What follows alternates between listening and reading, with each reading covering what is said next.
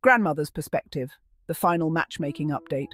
The past few months had been a whirlwind, and I knew from the start that my grandson, Dick, needed a little push.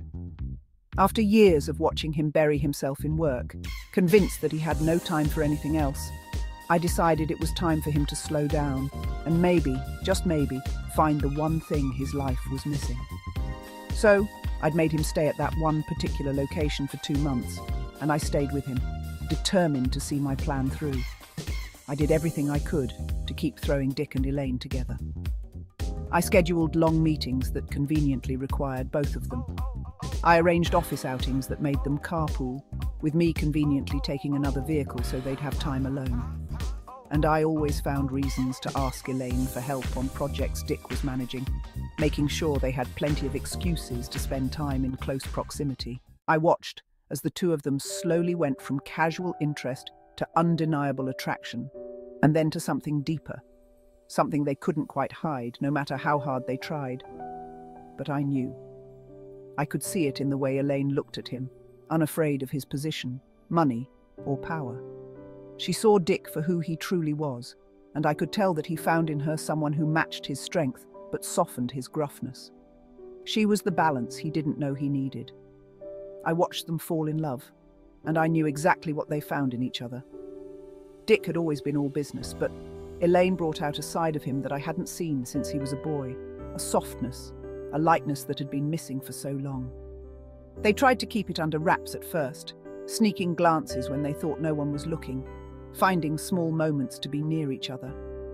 But I knew what they had, and I was just grateful I'd been there to witness it. And now, as the wedding march starts and everyone rises, I feel a swell of emotion I haven't felt in years.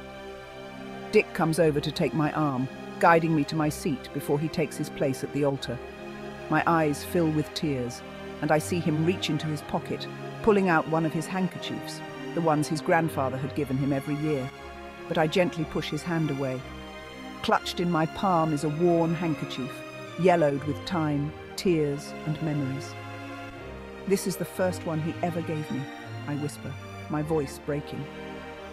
My mind flashes back to that night when his grandfather had first handed it to me, offering silent comfort that had changed my life forever. Dick gives me a gentle squeeze before stepping up to the altar to wait for Elaine. I see him swipe at his own tears, trying to hold it together, but his eyes never leave the end of the aisle. When Elaine appears, radiant and glowing, I see the way his breath catches, the way his shoulders lift as if the weight of the world has been lifted. As she reaches him, he leans in, barely able to speak. "Do you need this?" he asks, offering the same handkerchief he'd tried to give me. Elaine smiles, her eyes wet with tears, and she reaches out, taking it. "My hero!" she whispers, echoing the words I'd once spoken so many years ago, and uses it to wipe his face. As I watch the two of them stand together, ready to start this next chapter, I can't help but think back to that day in the office, when Dick ate those cursed cupcakes left on the counter in the break room. Was he the asshole for eating them? Probably. But would he do it all over again if given the chance? I knew the answer as well as I knew my own name. Absolutely, because sometimes it's the little mistakes that lead us exactly where we need to be.